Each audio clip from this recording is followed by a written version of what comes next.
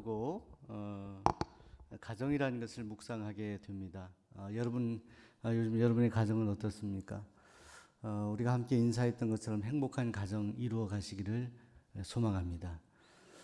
톨스토이의 안나 까레니나라는 그런 소설에 보시게 되면 한 여인의 일탈이란 모습이 나오고 또 인간이 어떤 감각적이고 본능적인 것들을 추구하는 것이 행복한 것 같지만 결국에는 참으로 좋지 않은 그런 결말을 맞이할 수밖에 없다는 것을 이야기하죠.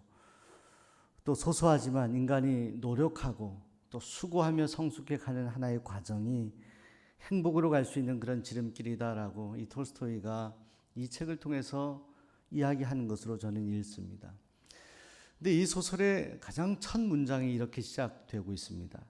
행복한 가정은 모두 비슷한 이유로 행복하지만 불행한 가정은 저마다 이유로 불행하다. 이렇게 되어 있습니다.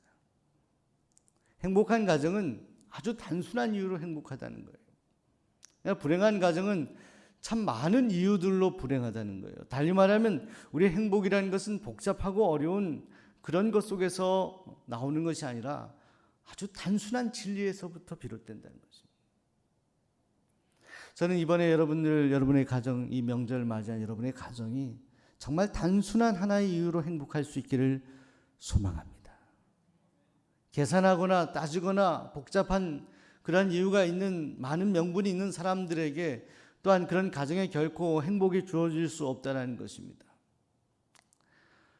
사랑하는 여러분, 이번 구정 명절을 우리가 기억하며 생각하며 예상하기는 우리가 함께 가족들을 다 만날 수 없기 때문에 조금 쓸쓸하고 외로운 그런 명절이 되리라 생각합니다. 그런 명절 생각하며 저는 오늘 창세기 28장의 말씀을 묵상하게 되었습니다. 고향을 떠난 야곱, 집을 떠난 야곱, 그리고 그 집에 당장 갈 수 없는 어떤 야곱의 실존을 묵상하면서 오늘 우리가 겪고 있는 우리 삶의 실존들과 한번 유비시켜 보았습니다. 대비해 보았습니다. 비슷한 것 같아요. 그래서 오늘 28장의 말씀을 통해서 우리가 이번 명절에 비록 우리가 함께 가족을 만나 함께 즐거운 시간을 보낼 수 없다 하더라도 그러나 하나님께서는 그럼에도 불구하고 우리에게 귀한 시간을 허락해 주실 것이다라는 믿음을 가지고 오늘 말씀을 통해 영적인 묵상을 함께 나누었으면 좋겠습니다. 오늘 창세기 28장에 보시게 되면 우리가 읽은 본문 말씀에 야곱이란 사람이 등장하게 됩니다. 야곱은 쌍둥이 형 에서가 있었는데 성경의 말씀을 축약하면 이 에서와 큰 갈등이 있게 되죠. 그것이 바로 장자권을 동생이었던 야곱이 취하게 됨으로부터 시작되게 됩니다. 실질적으로 이 일을 가장 염려했던 것이 이삭과 리브가 있습니다. 그래서 이삭이 결국은 이 야곱이 형 에서와 큰 갈등을 할 것을 예상하고 형이 분노해서 야곱을 해야 할 것을 염려하고 이삭이 아들 야곱을 먼 하란으로 보내게 됩니다. 삼촌 라반이 있는 집으로 보내게 됩니다. 거기에서 좋은 여인을 만나서 거기에서 살 것을 생각하며 그 야곱을 보내게 됩니다. 야곱이 간단히 채비를 하고 먼 거리를 가다가 그가 며칠간 이렇게 가다가 저녁이 되었을 때 아마 한 며칠간이었을 것으로 추정합니다. 거리를 볼 때 그렇습니다. 브엘세바에서 루스라고 하는 곳쯤 이르렀을 때 들판에서 그가 밤이 어둑어둑해지자 더 이상 걸어갈 수 없는 이유 때문에 그는 그가 있는 곳에 돌 하나를 베개로 삼아서 잠을 청하게 됩니다. 근데 그 잠을 자는 동안 놀라운 그런 영적인 꿈을 꾸게 됩니다. 그 꿈 속에서 하나님을 만나게 돼요. 사닥다리가 세워져 있는데 그 사닥다리로 하나님의 사자들이 오르락 내리락 거리는 것을 경험하게 됩니다. 그런 가운데 하나님의 음성이 들려집니다. 나는 아브라함의 하나님, 이삭의 하나님이다라고 말씀하십니다. 그리고 이 꿈속에서 야곱에게 아주 중요한 약속을 하십니다. 저는 5가지로 정리하고 싶어요. 첫째로 너가 누워있는 땅을 너에게 주겠다라고 말씀하십니다. 야곱이 지금 누워있는 땅이 어디 있는지도 잘 알지 못하죠. 근데 너가 지금 누워있는 땅을 너에게 줄 것이다. 그리고 내 자손이 번성하도록 하게 할 것이다라고 약속하십니다. 자손의 번성, 이것만 약속하신 것이 아니에요. 너와 내 자손을 통해서 많은 사람들이 복을 받게 될 것이다. 너는 복의 근원이 될 것이다. 아브라함에게 주셨던 그 놀라운 축복의 약속을 이 야곱에게 하시는 것입니다. 그리고 더 나아가서 너가 다시 돌아올 수 있을 때까지 내가 너를 지켜줄 것이다.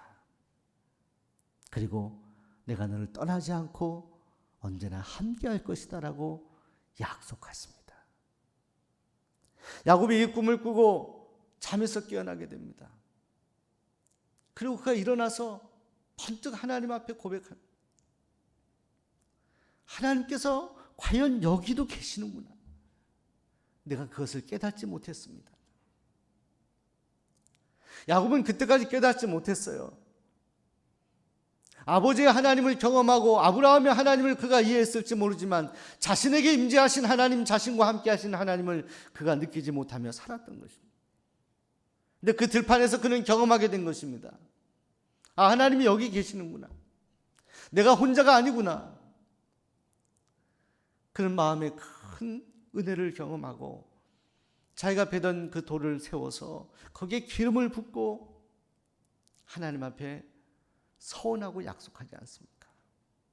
이 돌이 하나님의 집이 될 것이고 내가 하나님이 주신 것의 10분의 1을 반드시 하나님께 드리겠다.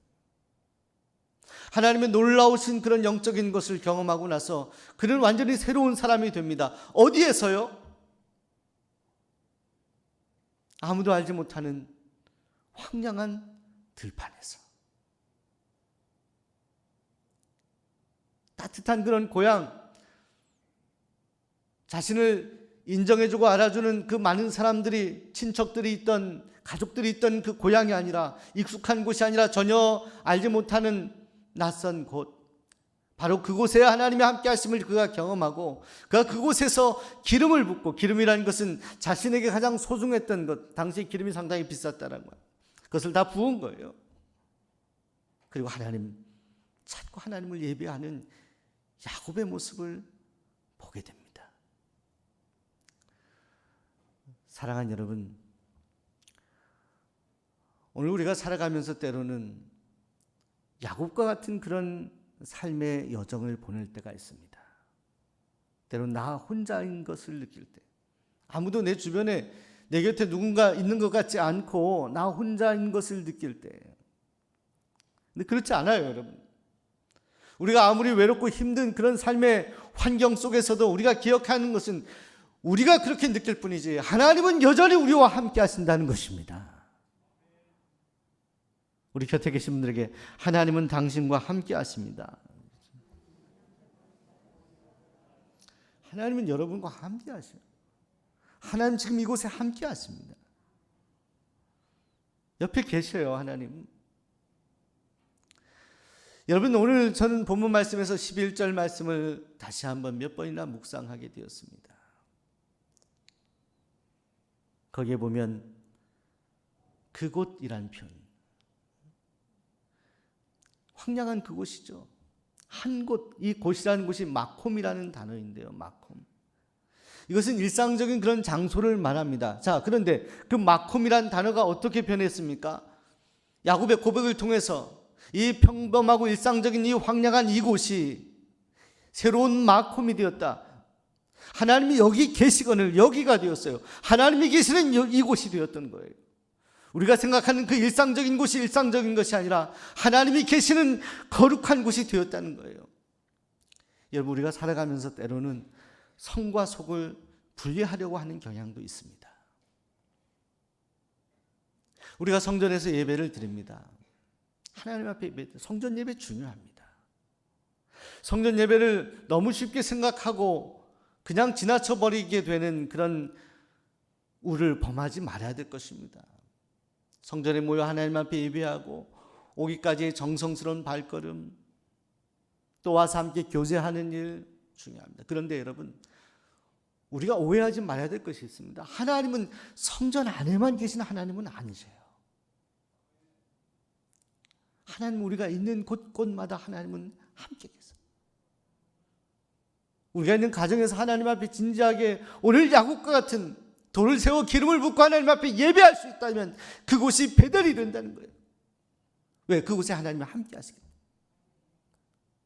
우리가 연약하고 우리가 외롭고 힘든 그런 삶의 여정 가운데 우리가 처한 그 곳곳에서 하나님을 목놓아 부르짖고 예배하고 찬양하고 기도할 수 있다면 그곳이 새로운 마콤, 새로운 거룩한 곳으로, 기름 부어진 곳으로 새롭게 인쳐진다는 것입니다. 이번 명절에 여러분들 외롭고 쓸쓸하다 생각하십니까? 오늘 여러분이 있는 곳이 거룩한 베델이 되기를 소망합니다. 어떤 조사에서 명절에 가장 스트레스 받는 일이 무엇이냐 이렇게 물었을 때 듣기 싫은 말을 들었을 때라고 많은 사람들이 대답을 했어요. 통계의 1위예요. 듣기 싫은 말을 듣는. 달리 말하면 우리가 살아가면서 인간관계 속에서 말하는 것보다 듣는 것을 좋아하는 삶이 된다면 훨씬 행복한 삶이 되고 좋은 인간관계를 누리며 살아갈 수 있지 않을까 생각하게 됩니다. 말하는 것보다 듣는 것. 듣는 거예요. 경험하게 되는 거예요. 상대방이 무엇을 느끼는지를 느끼게 되는 거예요. 그런데 사랑하는 여러분, 이 듣는 것이 우리 인간관계를 새롭게 발전시키고 성숙할 수 있는 그런 중요한 단초가 될 수 있다 이렇게 생각하는데 여러분 우리 인간관계 속에서 듣고 경험하는 것이 소중한데 더 소중한 것은 우리가 하나님께로부터 듣는 것입니다. 하나님께서 우리에게 말씀하신 것을 듣는 것이고 지금도 하나님께서는 우리의 영몽을 꾸게 하셔서 우리의 삶의 자리에서 얼마든지 야곱이 경험했던 그 하나님 지금도 우리와 함께 하시며 우리에게 말씀하시기도 하고 들려주시기도 하고 보여주시기도 한다는 거예요. 이것을 우리가 경험해야 되는 것이죠. 이 체험을 우리가 해야 되는 것이에요. 야곱이 그 놀라운 하나님의 은혜를 체험하고 나서 그가 완전히 다른 사람이 됩니다. 사랑하는 여러분, 야곱이 브엘세바에서 하란까지 가는 여정입니다. 거의 한 650km 정도로 학자들은 추정합니다. 그 거리를요. 지도를 보시게 되면 이 브엘세바에서 루스라고 하는 이 베델까지의 거리, 그 거리가 한 3일 정도 같은 거리입니다. 지도를 한번 보여주시죠. 그 거리가 한 3일 정도 가는 한 80km 정도 되는 그런 거리였어요. 그런 거리였는데 그곳에서 베델에서 하나님을 만나고 나서 이 루스라는 곳에서 하란까지의 거리가 한 600km, 500km 이상 되는 아주 먼 거리였습니다. 그 먼 거리를 이제 가게 됩니다. 그런데 그 먼 거리를 갈 때 이 야곱은 자신이 브엘세바에서 이 루스라는 곳, 베델이라는 곳까지 왔던 터벅터벅 힘들게 걸어왔던 그 걸음이 전혀 아니었다는 것을 성경이 말씀합니다. 오늘 29장 1절에 이렇게 소개하고 있습니다. 야곱이 길을 떠나 동방 사람의 땅에 이르러 라고 말씀합니다. 여기서 길을 떠나라는 단어, 여러분 이 길을 떠나라는 단어에 대한 한 주석가 해석을 저는 함께 묵상하고 싶어요. 이것에 해당하는 히브리어가 자기 발을 높이 들다라는 그런 단어라고 합니다. 그냥 평범하게 길을 떠나가 아니에요. 베델에서 그가 야곱이 하나님을 만나고 그는 발을 높이 들어서 껑충껑충 뛰면서 그 먼 500km 이상 되는 하란까지 갔다라는 거예요. 수십 일을 걸어서 가야 되는 그 거리를 그는 기쁨으로 갔다는 겁니다. 행복함으로 갔다는 겁니다. 왜 그랬습니까? 그가 베델에서 하나님을 만났기 때문에 그의 발걸음은 전혀 다른 발걸음이 되었다는 거예요. 사랑하는 여러분, 이번 명절을 맞이하면서 저는 여러분의 삶의 발걸음이 야곱이 베델에서 그 하란까지 갔던 그 놀라운 은혜의 그런 시간들이 되기를 소망합니다. 하나님이 여러분과 함께 하심을 믿으시기 바랍니다. 하나님이 여러분을 도와주심을 믿으시기 바랍니다. 그리고 하나님이 여러분이 약속하신 일을 하나님은 하나님의 때에 반드시 이루어 주심을 믿고 믿음으로 승리하는 하나님의 백성들이 되시기를 바랍니다. 여러분, 만약 야곱이 고향을 떠나지 않았다면, 그 따뜻한 고향에서 어머니가 해주는 따뜻한 밥을 먹고 형하고 비록 불편한 관계지만 그곳에서 소소하게 일상을 지냈다라고 한다면 야곱은 결코 하나님을 만나지 못했을 거예요. 야곱이 하나님을 만날 수 있었던 것은 하나님의 로드맵은 바로 그 황량한 들판이었어요. 하나님이 야곱을 만나시고 은혜주시기 위해서 그곳까지 하나님은 그를 인도하시고 그 벌판까지 인도하시고 그 벌판이 하나님을 만남으로 거룩한 장소가 됩니다. 오늘 이런 놀라운 하나님의 축복이 오늘 여러분의 개인과 가정에 우리 수원 종로교회 임하게 되기를 소망하고 축복합니다. 함께 기도하겠습니다. 하나님의